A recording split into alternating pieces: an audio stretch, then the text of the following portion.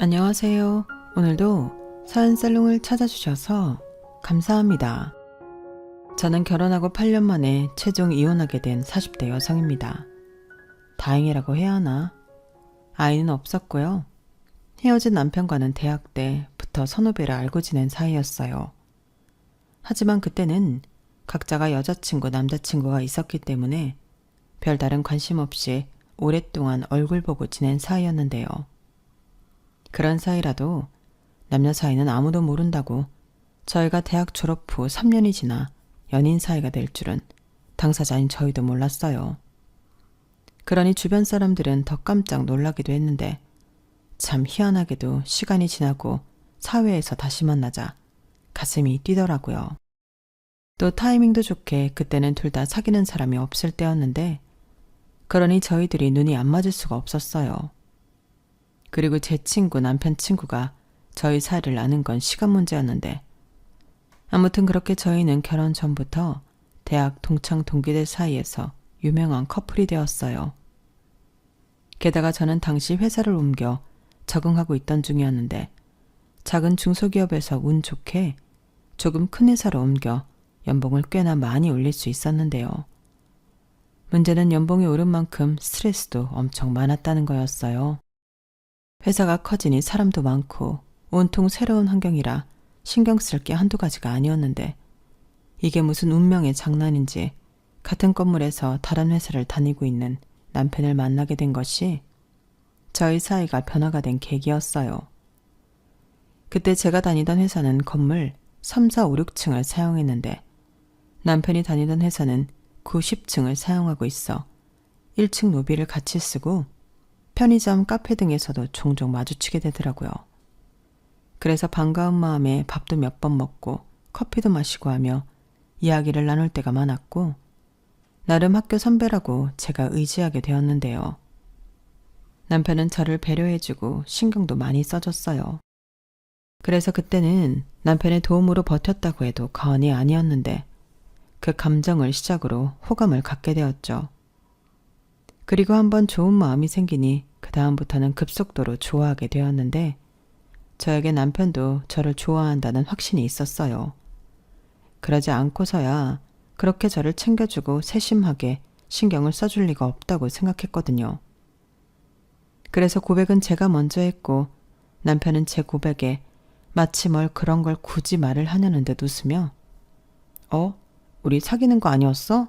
나는 그런 줄 알았는데 라고 제가 민망해할까봐 남편이 장난을 치기도 했는데 나중에 제가 먼저 고백한 걸 자존심 상해할까 저를 배려한 거였어요. 사실은 자기가 먼저 좋아했다고 이야기해주기도 했는데 그만큼 연애할 당시 남편은 참 속 깊고 괜찮은 사람이었죠. 그런데 그건 어디까지나 연애할 때 일이었는데요. 왜냐하면 그런 좋은 남편 옆에 이상한 시아버지가 있을 거라고는 상상도 하지 못했는데 남편에겐 알고 보니 상처가 하나 있었어요. 그건 바로 어릴 때 부모님이 이혼하고 남편은 시어머니가 아닌 시아버님 손에 자랐다는 거였어요. 그리고 저 역시도 결혼 전에는 몰랐지만 시아버님의 진짜 성격을 보고 왜 이혼을 했는지 얼굴도 보지 못했던 시어머니에게 깊이 공감했어요. 시어머니는 남편보다 더 어린 여동생을 데리고 갔다고 하시더라고요.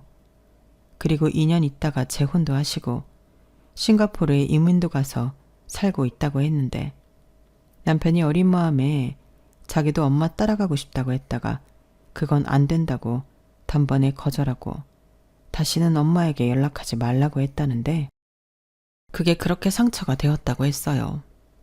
그게 자기한테는 엄마에게 버림을 받은 것과 같았다며 그때부터는 엄마 있는 애들을 부러워하고 아버지 눈치를 보고 살았다고 하더군요.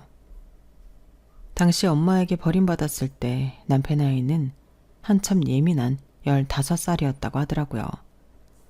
그 말을 들으니 제가 다 남편이 안쓰럽고 마음이 좋지 않았는데 그 어린 마음에 상처가 얼마나 컸을까 저는 눈물이 나기도 했는데요.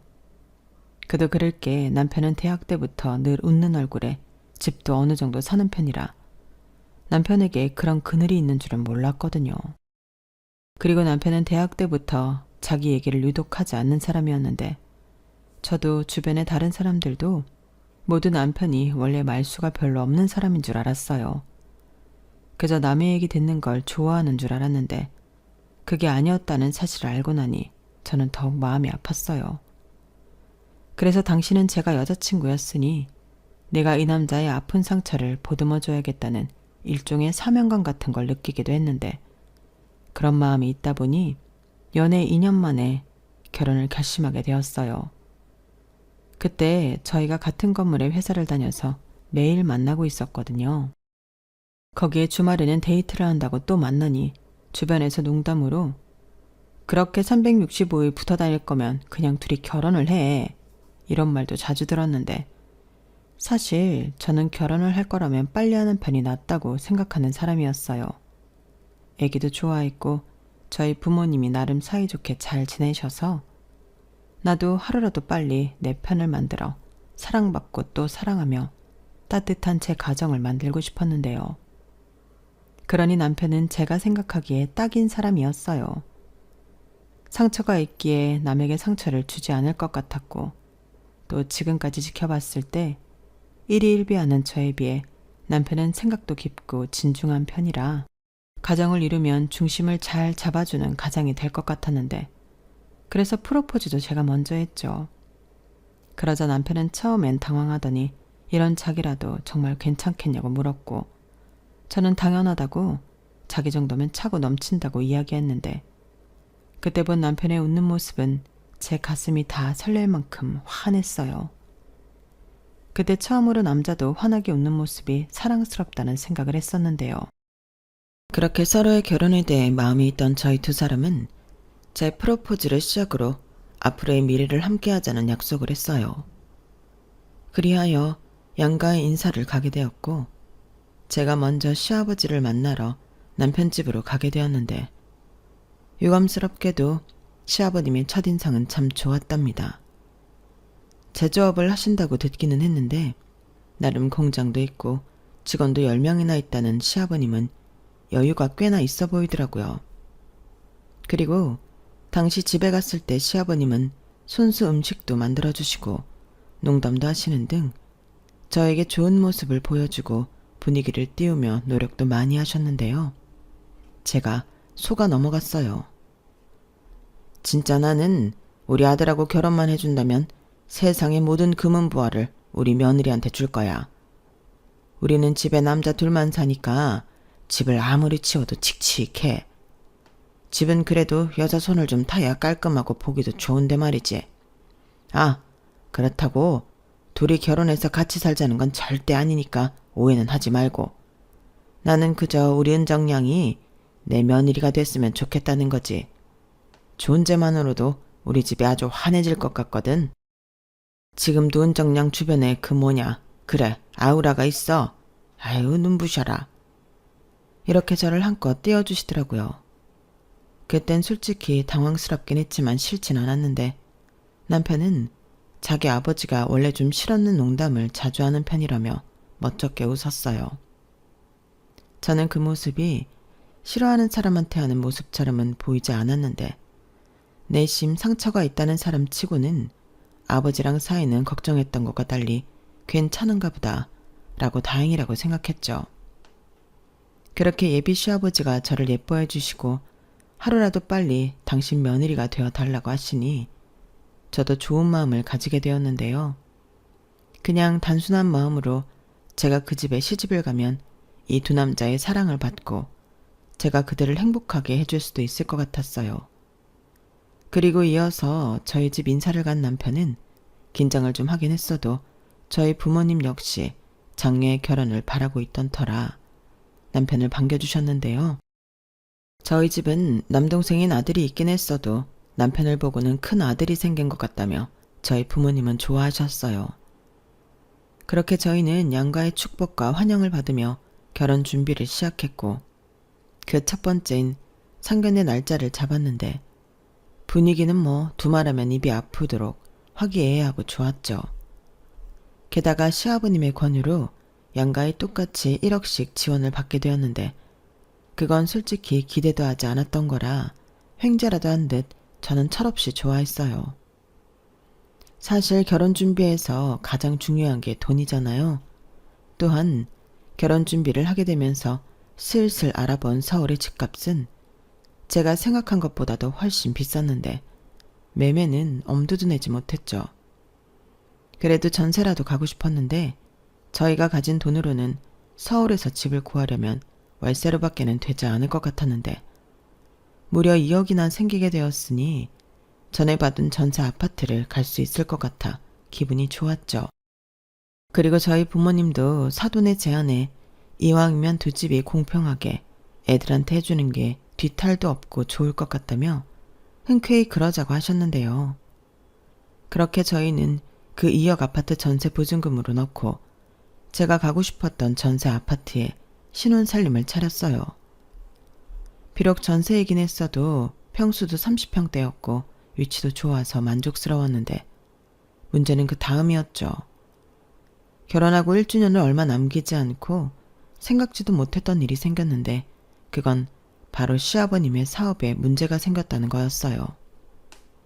수금을 받아야 하는 거래처가 부도가 나면서 자금난을 겪게 되었다고 하셨는데 당신도 그 돈을 받아 결제해줘야 하는 것들이 있었으니 중간에서 부랴부랴 돈을 구해 메우고 직원들 월급은 대출 받아주고 하다 보니 빚이 눈덩이처럼 불어 이대로면 당신도 빚더미에 앉아 폐업을 해야 할지도 모른다고 하셨는데 사실 그 전부터 돈 때문에 힘들다는 말씀은 계속 하셨어요. 그래서 저 나름 용돈도 더 챙겨드리고 제가 할 수 있는 성의는 보였는데 시아버님의 속내는 그런 게 아니었죠. 결국 저희 부부를 호출하셔서 돈 얘기를 꺼내셨는데 기가 막혔어요. 나도 이런 말을 하게 되어 유감이지만 내가 니들 결혼할 때 해준 1억 돌려줘야겠다. 네? 아버님, 그래도 그건 좀 어렵죠. 그 돈 지금 저희 아파트 전세 보증금에 들어갔잖아요. 그렇다고 갑자기 지금 1억이란 돈을 구할 수도 없고 아버님 사정은 이해하는데 정말 무리예요. 뭐야? 야, 지금 내가 그 돈 없으면 망한다고 지금까지 무슨 소리를 들은 거야? 너는 내가 이 돈 때문에 이 나이에 쫄딱 망했으면 좋겠냐? 그래서 너희 집에 얹혀 살면 좋겠어? 그렇게 해주랴? 아버님, 아빠 진정해요. 누가 그렇대요? 알겠어요. 알긴 뭘 알아. 그래, 알긴 뭘 알아. 그리고 아버님 방금 저한테 야라고 하셨어요? 그래, 내가 너보다 윗사람인데 무슨 말을 못해? 그리고 내가 뭐 네 돈 달라고 했어? 내 돈 달라고.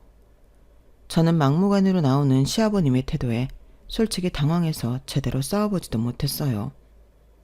그저 남편이 중간에서 자기 아버지를 말리고 저랑 합의도 하지 않았는데 알겠다고 연신하는데 뒤늦게 정신을 차리고 절대 못 드린다고 말했죠. 그러자 시아버님은 저더러 도둑심보라는 등 정말 막 나가기 시작했는데 저는 그때 시아버님의 진짜 모습을 보게 되었죠. 또 거기에 목청은 어찌나 크시던지 목소리 크면 이기는 줄 아는 옛날 사람이 딱 저희 시아버님이셨어요. 거기에 그런 자기 아버지 앞에서 쩔쩔매는 남편놈을 보고 있자니 제 속은 부글부글 끓기 시작했는데요. 당연히 집에 돌아와서 남편에게 저는 화를 참지 못하고 쏟아냈어요. 그런데 이 인간이 제가 한참을 뭐라고 쏘아대니 적반하장으로 뭘 그런 걸로 사람을 이렇게 잡냐고 화를 내기 시작했는데 그때 한번 이혼의 위기가 찾아왔죠. 어차피 돈도 뺏기고 집도 빼야 할 판이면 결혼도 무르자고 제가 홧김에 말했거든요. 그러자 남편은 언제 성질을 부렸냐는 듯 미안하다고 빌기 시작했고 자기가 열심히 벌어 그 돈 만들어주겠다는 등 지킬 생각도 없는 헛소리를 하기 시작했는데 그럼 네 아버지 문제나 해결하라고 제가 다그치니 자기는 아버지가 무서워 그건 못한다고 했어요. 그냥 우리 집 빼서 1억 주고 우리는 빌라나 작은 평수 아파트 같은 거 알아보자. 여차하면 원룸 같은 것도 있고 이렇게 말하는데 저는 처음으로 남편에게 실망했어요.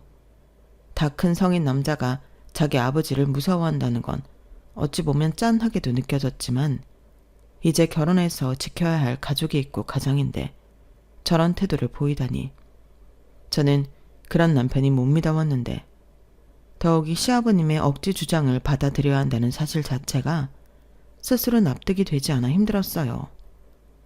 아무리 결혼 전 그 1억이 시아버님 주머니에서 나온 돈이 맞지만 저희가 빌려달라고 한 것도 아니고 그때는 기분 좋게 양과 똑같이 하자고 해서 주신 돈이었는데 당신이 돈이 급하다고 그 돈을 달라뇨. 세상에 그런 법이 어딨나요? 그러니 저는 억울해 죽을 것만 같았죠. 그리고 그때 만약 시아버님의 돈이 그런 돈인 줄 알았다면 처음부터 받지 않았을 건데 거기에 대고 싸워보지도 안 하고 바로 꼬랑지를 내리는 남편을 보니 답답하고 한심하게 느껴졌어요. 하지만 그 이후 시아버님은 자기 돈 어쩌고 사람을 못살게 들들 볶기 시작했고 저도 그 1억에 노이로제에 걸릴 것 같아 그냥 주고 말자 하는 심정까지 가게 되었는데 문제는 당장 1억이라는 큰 돈을 구할 방법은 대출받는 것 말고는 없다는 거였죠. 거기에 아직 계약 기간도 남은 마당에 아파트를 빼고 싶은 마음도 없었는데요. 막말로 애라도 태어나면 아파트가 낫다는 생각이 있었거든요. 적어도 그때는 저도 낳을 거면 하루라도 빨리 애를 낳는 것이 낫다는 생각을 가지고 있었는데 그래서 하는 수 없이 염치불구하고 친정에 손을 벌렸어요. 그때를 생각하면 지금도 너무 죄송한 마음인데 정말 비빌 언덕은 부모님밖에는 없었거든요. 그렇게 저는 어렵게 돈 얘기를 친정에 꺼내게 되었고 처음 제 말을 들은 친정엄마는 많이 놀란 듯 얼굴 표정이 좋지 않았는데 당연한 일이었죠. 1억이 무슨 돈 100만 원 해달라는 것도 아닌데 많이 놀라실 수밖에 없잖아요. 게다가 결혼할 때 해준 돈을 도로 달라고 하는 사돈이라니. 저희 엄마는 무슨 그런 경우 없는 소리를 하시냐고 조금은 언짢아 하셨는데요. 제가 중간에서 너무 곤란해하자 엄마는 아빠랑 상의를 해보고 연락을 주시겠다고 하셨어요. 솔직히 그날 친정을 나와 집으로 돌아오는데 너무 죄송해서 사람들 많은 지하철에서 눈물이 나오고 말았고 저는 주변 시선이 저에게 향하고 있다는 사실을 알면서도 눈물을 그칠 수 없었는데 속으로 얼마나 이런 제 자신이 한심하고 미웠는지 몰라요. 그리고 이마저도 안 되면 싫어도 대출을 받아야겠다 생각했거든요. 사실 그때 저에겐 한 가지 딜레마가 있었답니다. 지금 돌이켜보면 어차피 할 이혼, 그때에도 상관없었는데 그때는 남편에 대한 측은한 마음이 좀 많았어요. 부모한테 버림받아 상처가 있는 사람을 저까지 버리자니 그건 사람으로서 못할 짓을 하는 것만 같았는데요. 그런 마음이 들 수밖에 없었던 배경에는 남편이 그때는 저에게 버림받을까 전전긍긍할 때였어요.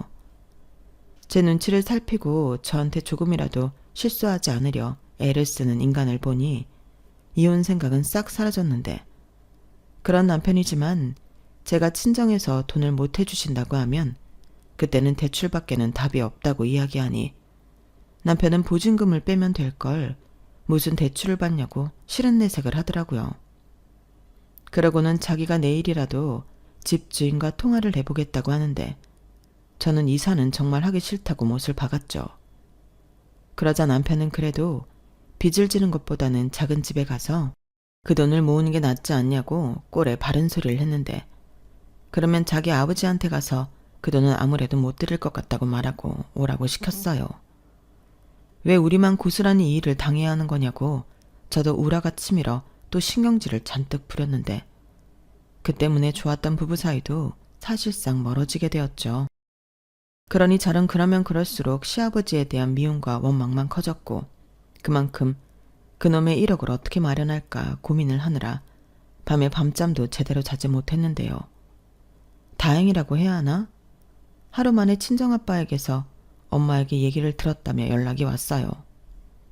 딸, 아빠야, 엄마한테 들었는데 속 끓이지 말고 당장은 어렵지만 이번 주 안으로 아빠가 그 돈 마련할 수 있으니까 조금만 기다려. 그런 일 있으면 진작 말하지. 왜 혼자 끙끙 앓고 있어? 아빠가 해결해 줄 테니까 걱정하지 마. 네 시아버지한테도 조금만 기다려달라고 좋게 말씀드리고. 아빠 미안해. 무슨 그런 쉰 소리를 해. 이럴 때 의지하라고 부모가 있는 거야. 그나저나 네 시아버지 회사가 그렇게 많이 어려워? 큰일이다. 신서방이 마음이 좋지 않겠어. 몰라. 그 인간 얘기는 하고 싶지도 않아. 그냥 안 된다고 딱 잘라 말했어야 했는데 자기가 멋대로 돈 돌려주겠다고 해서 이 지경까지 왔잖아. 그래놓고 계약 기간도 안 끝났는데 집 줄여서 가자는 소리나 하고. 신서방도 오죽하면 그랬을까. 너무 뭐라고 하지 마. 지금 신서방 속도 말이 아닐 거다. 돈보다 사람 마음이 더 중요한 거야. 알아. 하지만 아빠는 뭐 엄마한테 안 그랬을 것 같아.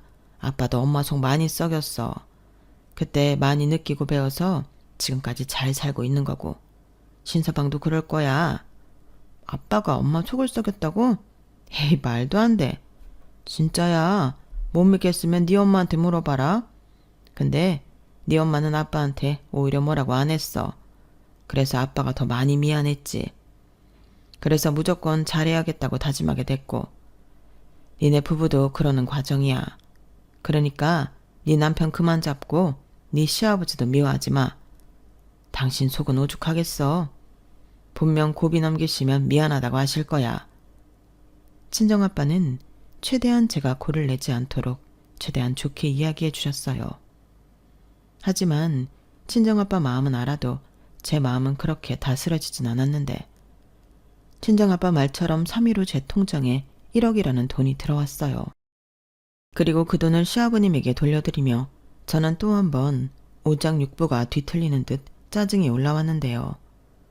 저도 그냥은 그 돈을 돌려드리긴 억울해서 한 소리를 보탰어요. 이제 아버님은 저희 결혼할 때 10원 하나도 해주신 거 없는 거예요. 그러니 나중에 내가 1억 해줬네 이런 소리 하시면 저도 가만히 있지 않을 거고요. 이 이상은 해드리고 싶어도 해드릴 수 있는 능력이 저희한테는 없으니 이제부터 일절 돈 얘기는 저희한테 하지 마세요. 이러실 거면 돈 해준다는 말을 하지 마시지.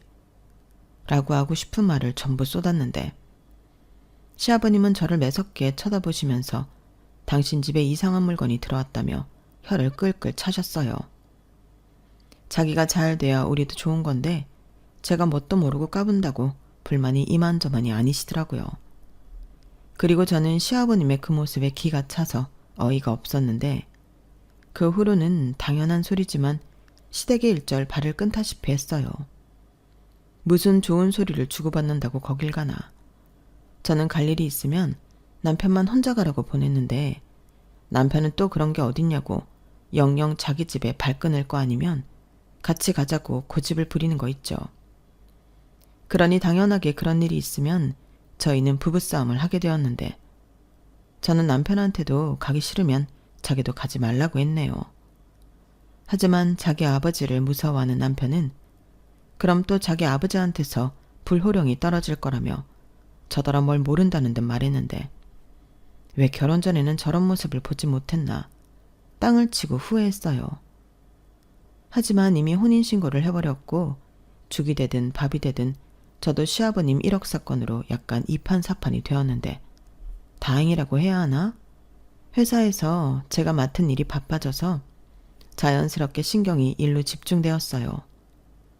참고로 저는 IT 회사에 신제품 개발 연구원으로 입사했을 때부터 한가한 적이 없었는데요. 게다가 신제품이 본격적으로 출시를 앞뒀을 때는 조금이라도 문제가 있을까봐 몇 번이고 체크를 하며 막판까지 긴장의 끈을 놓을 수 없었어요.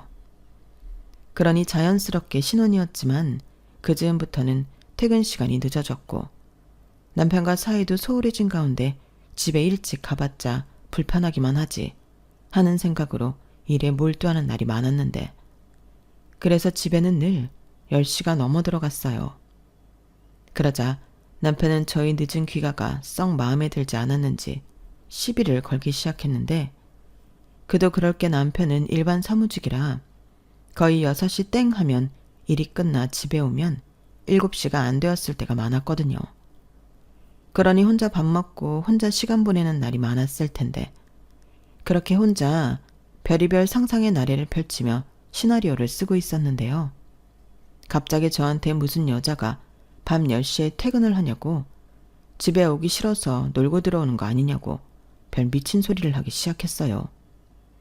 그날은 유독 더 길고 힘든 하루를 보낸 터라 걸을 힘도 없는 걸 겨우 집에 온 날이었는데 남편이 저딴 소리를 하고 앉아있으니 속에서 부하가 치밀어 오르더라고요. 그런 남편의 망성을 들으며 급기야 저는 그에 비해 그 아들이라고 저놈도 별 수 없는 지밖에 모르는 이기적인 놈인가? 뭐 이런 생각까지 하게 되었는데 그때는 정말 너무 힘들어서 싸울 힘도 없어 그렇게 못 믿겠으면 어차피 회사도 같은 건물이니 내일 아침에 근무표 확인시켜주겠다고 신경질을 부리고 말았어요. 그러자 남편 놈은 그제야 아무 말도 하지 못하는 듯 꿀먹은 벙어리가 되었는데 끝내 미안하다고 사과는 하지 않았어요. 그리고 그렇게 하루 이틀 불편한 냉전의 시간이 계속되어 가는 중 감정의 골은 깊어져만 갔는데요. 저도 너무 서운하고 화가 나서 한 침대에서 도저히 잠을 잘 수가 없었어요. 그래서 거실로 베개를 가지고 나와 소파에서 잠을 자기도 했는데 정작 저를 화나게 한 남편은 아무렇지 않은 듯 넓은 침대 한가운데서 코까지 골아가며 잠을 잤어요. 오히려 거실에 나온 저만 그 코 고는 소리에 잠도 제대로 자지 못했는데 너무 약이 올랐죠. 그러면서 저는 자연스럽게 이게 전부 이기적인 시아버님 때문이라는 생각밖에는 들지 않았는데요.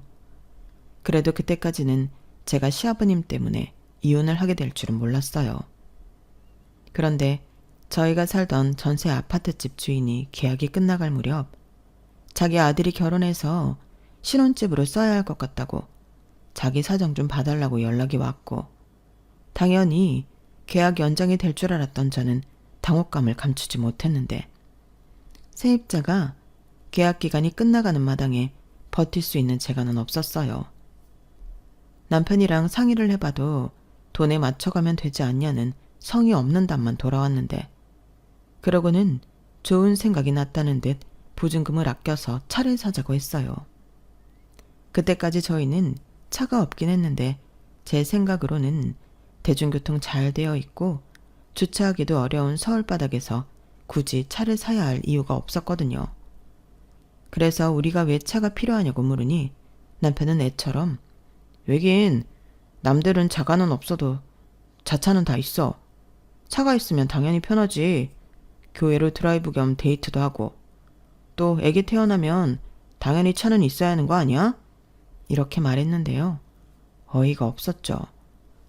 누가 들으면 제가 임신 중이라 곧 아이가 태어나는 줄 알 것 같았는데 저는 내 집 마련을 하기 전에는 아이를 가질 생각이 없었어요. 어린아이 데리고 이사를 하며 전전할 생각을 하니 그건 부모로서 할 짓이 아니라고 생각했고 그래서 저 딴에는 피임도 열심히 했는데 남편은 자차가 갖고 싶어 아이 타령까지 하는 게 한심하게 느껴졌죠. 또 살만해서 차를 사자고 하는 것도 아니고 당장 어디에 가야 할지 모르는 판국에 보증금을 줄여 그 돈으로 차를 사자니 남편이 제정신으로 하는 소린가 싶기도 했는데 저는 우리가 왜 차가 필요하냐고 차 사고 차 유지할 돈 있으면 이사하는데 보태라고 도리어 남편에게 돈 타령을 했어요. 그러자 자기가 그럴 돈이 어딨냐고 남편은 펄쩍 뛰었는데요. 저는 곧장 말했죠. 그거 봐. 돈도 없으면서 무슨 차를 사자고 해. 정신 차려. 지금 가지고 있는 돈으로 이것만한 전세 구하기가 얼마나 힘든데. 뭐? 집을 줄여서 보증금 남은 걸로 차를 사자고? 제정신이야? 이렇게 쏘아 붙여줬는데요. 남편은 입이 대빨 나왔어요. 그래도 제 말에 반박할 건덕지는 없는지 남편은 더 이상 아무 말도 하지 못했는데 저는 저대로 이사 걱정에 일도 손에 잡히지 않고 고민만 많아졌어요. 당장 이사 날짜는 다가오지 뾰족한 수는 없으니 답답할 노릇이었는데 그러다 약간 홧김에 이렇게 된 거 오래된 집이라도 그냥 사는 게 어떨까 하는 생각이 들었는데요. 그러려면 역시 대출은 불가피한 일이었어요. 그래도 집을 사면 이사 걱정할 필요 없이 살 수 있다는 생각에 점점 생각은 집 매매로 기울었는데 그러면 더 미룰 것도 없이 아예 계획도 세울 수 있을 것 같았어요. 하지만 복병은 의외로 가까운 곳에 있었는데 남편이 대출받는 걸 찬성할 수 없다고 집 매매를 반대했어요. 자기야, 왜 싫다는 거야? 그럼 이렇게 계속 불안한 생활을 계속해? 서울 집값은 계속 올라. 차라리 이럴 때는 적은 평수라도 빨리 사는 게 이득이라니까? 나도 여기저기 많이 알아봤어. 일단 당장 우리가 가진 돈으로 전세 구하기도 힘들고 전세자금 대출받아서 전세 살 바에는 그냥 집을 사는 게 낫다니까? 우리 이러다 영영 집 못 살 수도 있어. 자기 친한 사람들한테 물어봐. 대출 안 끼고 서울에 집 살 수 있는 사람이 있기는 한지. 그래도 그렇지. 대출 받으면 그거 갚느라 허리가 휘잖아. 지금이야 자기랑 나 둘 다 버니까 그 정도는 갚을 수 있다고 생각하겠지만 사람 일은 아무도 모르는 거 아니야? 그리고 운 나쁘게 집값 떨어지면 우리는 보장받을 수 있는 게 하나도 없는 거잖아. 나는 원룸 같은 좁은 곳에 살았으면 살았지 빚 지고 사는 거 싫어. 내 사전엔 빚은 없다고. 막말로 자기 혼자 갚을 거 아니잖아. 저는 남편의 말에 당황했어요. 우리 집을 사는 건데 저 혼자 빚을 갚다니. 내가 지금 무슨 말을 들은 건가? 잠깐 멍해졌는데 남편은 연신 자기는 집 같은 건 잠만 잘 수 있으면 어디든 상관없다고 했어요. 그래서 제가 그럼 우리 가진 돈으로 전세 못 구하면 월세밖에 없는데 그 돈은 안 아까워? 그 돈이야말로 없어지는 돈이잖아.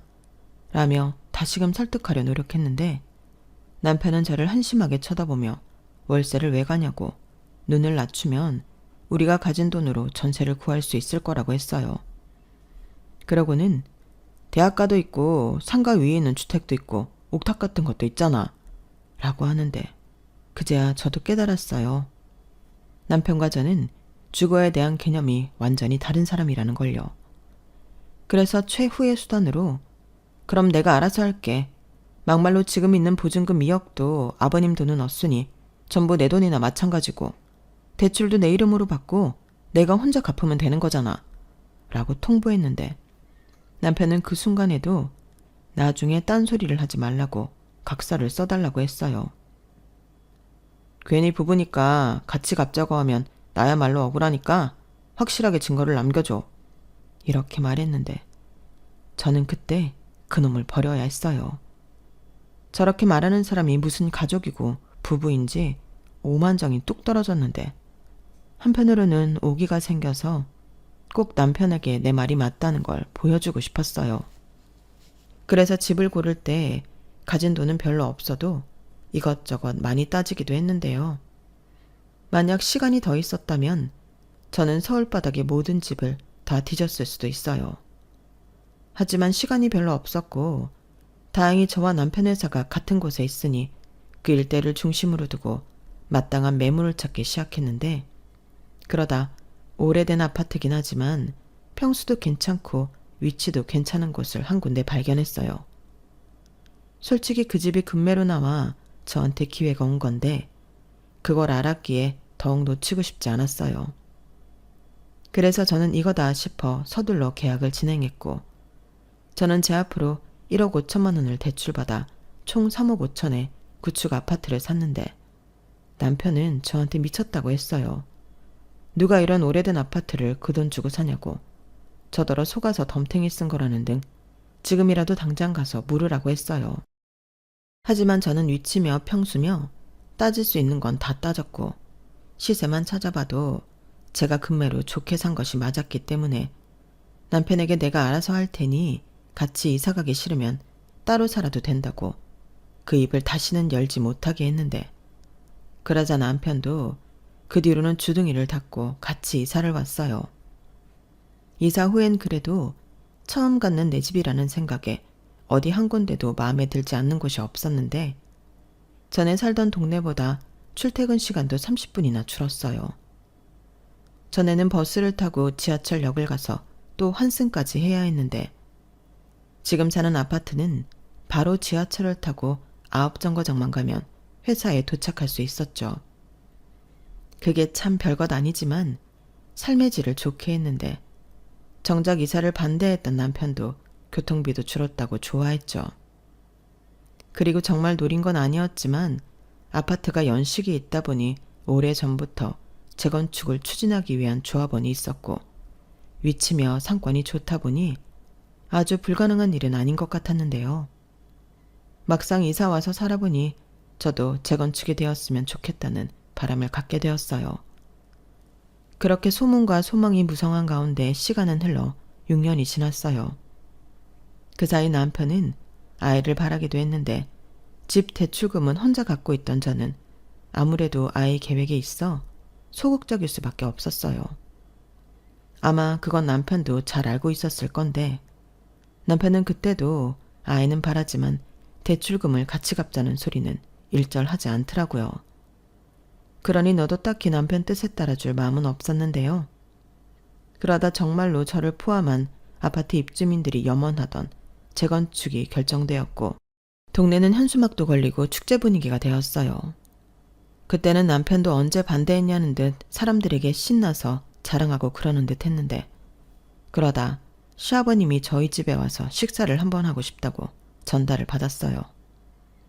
사실 1억 돌려드린 사건 이후 저는 명절에도 잘 가지 않는 며느리였는데 제가 하도 당신 집에 가지 않으니 당신이 우리 집에 오시겠다고 하시더라고요.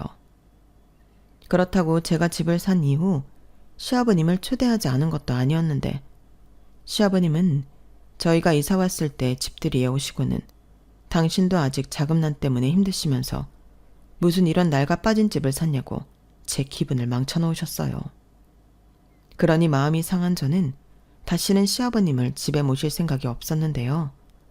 갑자기 며느리가 안 오니 시애비가 가야 하지 않겠냐고 집에 오신다고 하니 솔직한 심정으로 반갑지는 않았어요. 하지만 어른이 당신 발로 오시겠다는 걸 막을 방법이 없고 저는 대충 중국 음식 배달시켜 식사 대접을 했는데 시아버님은 집을 슬쩍 보더니 바로 하실 말씀이 있다고 저희더러 앉아보라고 하셨어요. 그러고는 정말 기도 차지 않은 헛소리를 하기 시작하셨는데 그게 제 이혼의 방아쇠를 당긴 셈이 되었어요. 왜냐하면 그때 시아버님이 저더러 여기 집 명의는 공동명의 아니고 네 단독명의인 거지? 라고 물으셨는데 그때부터 심상치 않더니 곧이어 그 새까만 속내를 보이기 시작하시더라고요. 자고로 집 같은 큰 건 가장 이름으로 하는 건데 어째 너희는 이치에 벗어나는 짓을 하고 있냐? 네? 지금 그게 무슨 말씀이세요? 아니, 내가 전에는 잘 몰랐는데 이 집이 네 단독명의라며? 에이, 그건 아니지. 나는 니들이 공동명의로 이 집을 산 줄 알았다. 아버님, 뭔가 착오가 있으신가 본데 제가 이 집 단독명의를 한 이유가 있어요. 이 사람이 대출금 같이 갚기 싫다고 각서까지 써달라고 했는데 제가 왜 혼자 대출금 갚으면서 명의를 같이 했겠어요. 말도 안 되죠. 그리고 이런 말 조심스럽지만 먼저 살던 아파트 전세보증금 중에 1억도 아버님이 달라고 해서 돌려드렸고 그럼 여기 묶여있던 돈도 이 사람 지분은 하나도 없는데 제 단독 명의로 하는 게 맞죠.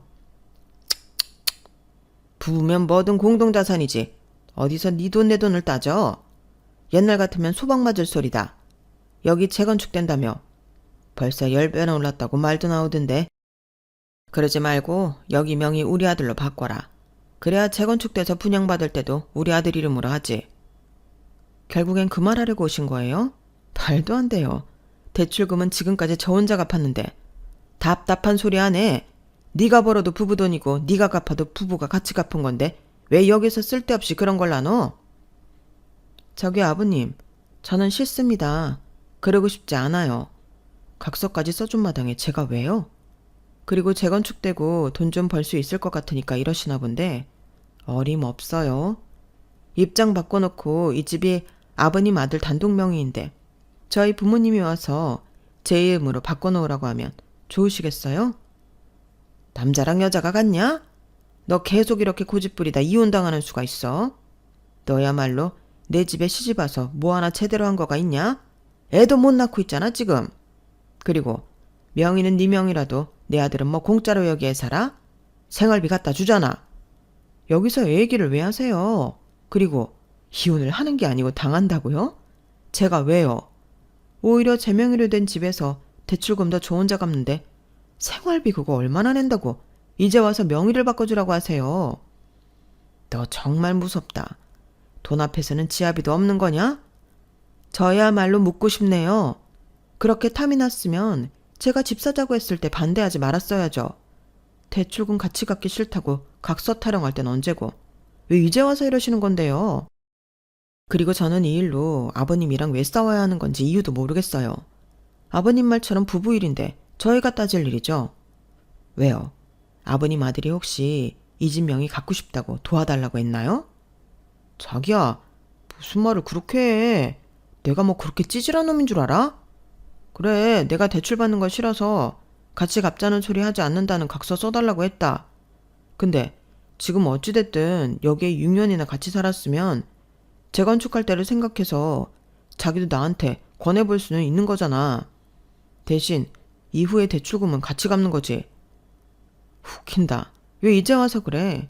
그리고 나는 대출금 같이 갚는데 명의는 자기 단독으로 해줘야 하는 거야? 내가 왜? 그리고 지금까지 들어간 내 돈은 어쩌라고? 공동명의 해달라고 졸라도 싫다고 할 마당에 진짜 언감생심이다.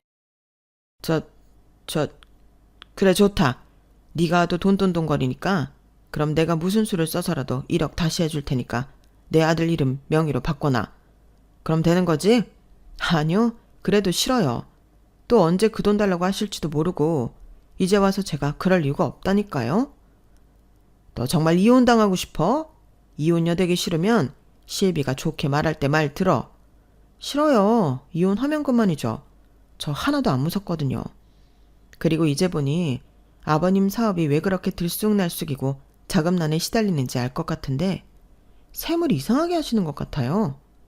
너 지금 나 가르치냐? 내가 무슨 셈을 이상하게 해? 줬다 뺐을 때부터 알아봤죠. 저 이혼녀 될래요. 그럼 명의 가지고 신랑이 하지 않아도 되죠? 그리고 자기 지금 당장 짐 싸서 아버님이랑 같이 나가. 생활비야 나도 똑같이 냈고 월세 대신이라고 생각하고 봐줄 테니까 사람 신경 그만 긁어. 자기야 미쳤어? 무슨 이혼을 그렇게 쉽게 결정해. 이혼 소리는 내가 먼저 한 거 아니야. 미쳤냐고 물어보고 싶으면 나 말고 자기 아버지한테 먼저 물어야지. 내가 볼 땐 이제 와서 명의 내놓으라고 하는 것도 미치지 않고서야 못할 소리 같은데? 저 싸가지하고는 네가 이 다 쓸어가는 집 하나 가졌다고 유세가 하늘을 찌르는구나. 네, 솔직히 별 생각하지 않았는데 지금 아버님이 이러시는 거 보니까 제가 좀 그렇게 해도 되는 것 같아서요. 그리고 이혼하면 어차피 남인데 더는 명의 타령 못 하시는 거 아니에요? 그럼 저 이혼할래요. 시아버님은 제 입에서 이혼하겠다는 말이 연신 나오자 얼굴이 금방이라도 터질 것 같은 시합폭탄이 되었어요. 그리고 그 옆에서 남편은 이게 아닌데 하는 얼굴로 난감해 하고 있었는데 저는 이것들 잘 걸렸다 하고 이참에 정말로 이혼을 감행할 생각이었어요. 사실 결혼하고 별의별 일을 다 겪으면서 이 남자랑 미래를 같이 살아야 할 이유가 과연 있을까 생각을 많이 했었는데 자기밖에 모르는 시아버지와 부부 사이인데도 1도 손해보고 싶지 않은 남편까지 명분만 있다면 버리는 게 맞죠. 그런데 이렇게 알아서 좋은 명분까지 만들어주다니 저는 얼씨구나 좋구나 쾌재를 부를 일이었는데 저는 원래 한번 마음먹으면 곧장 실천하는 사람이라 다음날 이혼 서류를 들고 왔어요. 그러자 남편은 깜짝 놀라서 이혼 서류를 찢고 자기는 이혼하지 않고 저랑 계속 같이 살 거라고 했는데 그러면서 고작이 낡아빠진 아파트 하나 때문에 이혼녀 딱지를 달 거냐고 큰 소리를 치더군요. 그때도 정말 어이가 없었어요. 이혼 소리를 누가 먼저 했는데 저런 개소리를 저한테 하는 건지 더 화가 치밀어 올랐는데요. 그러니까 저들은 정말로 이혼할 생각도 없으면서 저를 협박할 심상이었다는 거잖아요. 그걸 모르면 몰랐지 알게 된 이상 저는 그 점을 간과할 수 없었고 합의 이혼이 되지 않는다면 저는 소송도 불사하겠다고 제 의사를 똑똑히 전했어요. 그러게 가만히 있으면 중간이라도 갔을 텐데 왜 엄한 사람을 건드렸는지 저는 그 못난 부자지간에 제대로 매운맛을 보여줄 심상이었는데 나중엔 남편이 그냥 버틸 것 같아서 변호사 사무실에 가서 상담하고 이혼 소장을 작성해 남편 회사에 보내버렸어요. 그러자 자기를 회사에 개망신을 줬다며 명예훼손 어쩌고 떠들더니 자기도 법대로 하겠다고 큰 소리를 치면서 더럽고 치사하다고 자기 짐을 싸서 집을 나갔는데 저는 그 길로 비밀번호도 바꾸고 남편을 집에 못 들어오게 했어요.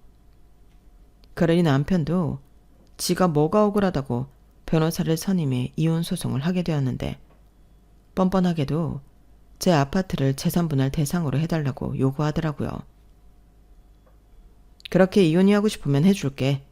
대신 아파트 집은 나한테 50% 줘. 그럼 순순하게 물러날게. 순순하게 물러나지 않으면 뭐 지저분하게 물러나게? 어디 할 수 있으면 해봐. 나는 고맙게도 누가 써달라고 한 각서도 있고 그동안 혼자 대출금 갚은 내역도 있거든. 아무리 부부 사이였다고 해도 그 집은 내 집이야. 헌재는 뭐 집은 잠만 잘 수 있으면 된다고 하지 않았어? 진짜 돈 앞에서 사람이 치사해지네. 그래서 돈 때문에 남편을 버리냐? 말 똑바로 해. 내가 먼저 버리지 않았어. 도둑심보로 명의 타령하지 않았으면 그냥 생활비나 내고 살라고 뒀을걸. 긁어 부스럼 만든 사람이 누구야? 원망하고 싶으면 내가 아니라 당신 아버지를 원망해야지. 저는 남편의 말에 한치도 물러나지 않았어요. 사실 물러날 이유가 전혀 없었기 때문에 이혼 소송을 하는 중에도 걱정은 1도 없었는데요. 그 사이 아파트 재건축 사업은 본격적으로 시작이 되었고 저는 친정에 짐을 옮겨놓고 생활하게 되었어요. 그러면서 남편과는 이혼해야 할 것 같다고 이야기를 모두 털어놓았는데 당연히 저희 부모님은 화가 머리 꼭대기까지 나셨죠. 사돈이 1억 돌려달라고 했을 때도 남편한테 잘해주라고 했던 아빠는 특히 더 많이 화가 나셨는데 그 다음날 남편을 찾아가서 한 소리 하고 오신 듯 하셨어요. 그래도 폭언이나 폭력은 전혀 쓰지 않으셨다고 했는데 이 인간이 저희 아빠를 명예훼손 모욕죄로 고소를 하겠다 협박하는 거 있죠. 그래서 저는 할 수 있으면 전부 하라고 했어요. 그 대신 나도 네 아버지 똑같이 모욕죄로 고소하겠다고 했는데 남편이 아무 말도 하지 못하더라고요. 결국 이혼 소송은 제 승소로 끝이 났고 이젠 전 남편이 된 그 인간은 저한테 정신적 위자료 1,000만 원을 지급하는 걸로 나눌 것도 없이 소송이 끝났는데 전 남편은 억울하다고 항소를 했어요. 그 덕에 재판이 더 길어지긴 했으나 저는 소송 비용도 승소하면 남편 쪽이 모두 부담하는 걸로 하고 재판을 진행했어요. 결국엔 재판을 하면 할수록 그 인간이 지불해야 하는 돈 액수만 늘어나게 되었죠. 그러니 지도 더는 싸울 의욕이 사라진 것 같았는데 거기엔 하나 더 저의 조력자가 있었어요. 그건 다름 아닌 그 인간의 아버지, 전 시아버지셨는데 그 사이에 정말로 회사가 더는 어쩌지를 못해 부도 처리가 났나 보더라고요. 그래서 빚더미에 올랐고 시아버님 소유의 집도 차도 모두 뺏기게 되었는데 그러자 남편은 자기 아버지 일도 처리해야 하고 저랑 가망 없는 싸움을 이어가지 못하는 눈치였어요. 다만 자기가 다 잘못했다고 이제라도 받아주면 안 되냐고 저를 찾아와 빌기는 했는데 제가 돌지 않은 이상 같은 실수를 2번 할 리가 없었어요. 그리고 지금 와서 생각해보면 시아버님은 자기가 금방이라도 망할 것을 알았기에 제 아파트를 자기 아들 명의로 바꾸고 싶었던 것이 아니었을까 하는 생각이 들었는데 그럴 마음은 없었지만 참 소름 돋는 인간이 아닐 수 없어요. 하긴 그러니까 자식 결혼할 때 쓴 돈도 여직 당신 돈이라고 생각하고 달라고 하셨겠죠? 참 세상에는 별 희한하고 이상한 사람이 많다는 걸 또다시 느끼게 되었는데 저는 현재 재개발된 아파트에 들어와 혼자 살고 있어요. 처음엔 처분해서 부모님 집으로 돌아갈까 고민도 했는데 회사도 가깝고 저도 친축에 살아보고 싶더라고요. 그리하여 지금은 바라던 솔로 생활을 하며 일도 열심히 하고 나름 제 인생을 즐기려 노력하고 있는데 누구 말처럼 이혼녀 딱지는 붙었어도 사는 데는 아무런 지장이 없었어요.